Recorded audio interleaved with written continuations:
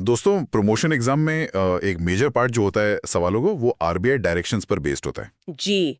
और हमारी series of short videos में हम 2025 के आरबीआई डायरेक्शंस पर 100 एफएक्यूज डिस्कस करेंगे और ये इसका पहला पार्ट है। हाँ, और अगर आप लोग रेगुलर अपडेट्स चाहते हैं तो हमारे चैनल को सब्सक्राइब करें और वो जो बेल आइकॉन है उसे भी क्लिक कर दें। तो चलिए सवालों के साथ शुरू करते हैं। तो चलिए सवाल देखते हैं।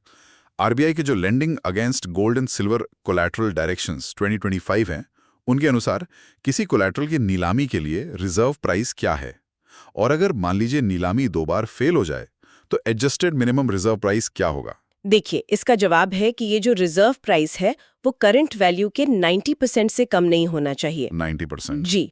और अगर नीलामी, जैसा आपने कहा, 2 बार फेल हो जाती है तो फिर ये 85% से कम नहीं होना चाहिए। अच्छा, तो उसमें थोड़ी रियायत है। बिल्कुल। चलिए अब अगले सवाल पर चलते हैं। आरबीआई के जो प्रोजेक्ट फाइनेंस डायरेक्शंस 2025 हैं, उनके अनुसार किसी एक्सपोजर को प्रोजेक्ट फाइनेंस एक्सपोजर के तौर पर क्वालिफाई करने के लिए रीपेमेंट के प्राइमरी सोर्स के संबंध में कौन सी शर्त पूरी होनी चाहिए, मतलब जो फाइनेंशियल क्लोजर के समय सोचा गया था। हाँ, ये बहुत जरूरी सवाल है।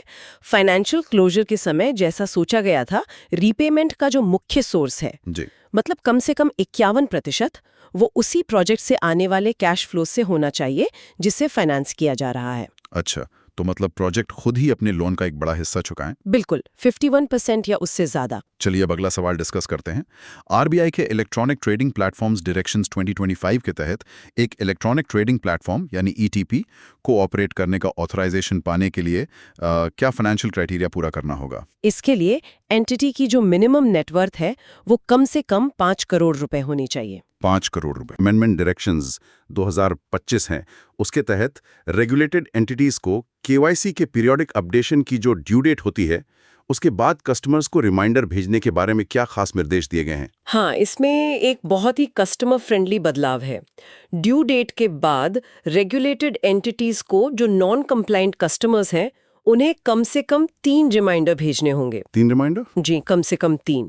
और इसमें एक शर्त और है कि उनमें से कम एक रिमाइंडर चिट्ठी के द्वारा, मतलब लेटर के द्वारा भेजा जाना चाहिए। अच्छा, फिजिकल लेटर। ये दिलचस्प है। जी बिल्कुल। चलिए अब अगला सवाल डिस्कस करते हैं। आरबीआई ने कौन सा प्लेटफॉर्म लॉन्च किया जो किसी भी एंटिटी या व्यक्ति के लिए रिजर्व बैंक से ऑथराइजेशन, लाइसेंस या रेगुलेटरी अप्रूवल लेने के लिए एक सिक्योर और सेंट्रलाइज्ड वेब बेस्ड पोर्टल है। ये है PRAVAH। Validation and authorization. अच्छा, platform for regulatory application, validation and authorization. बिल्कुल।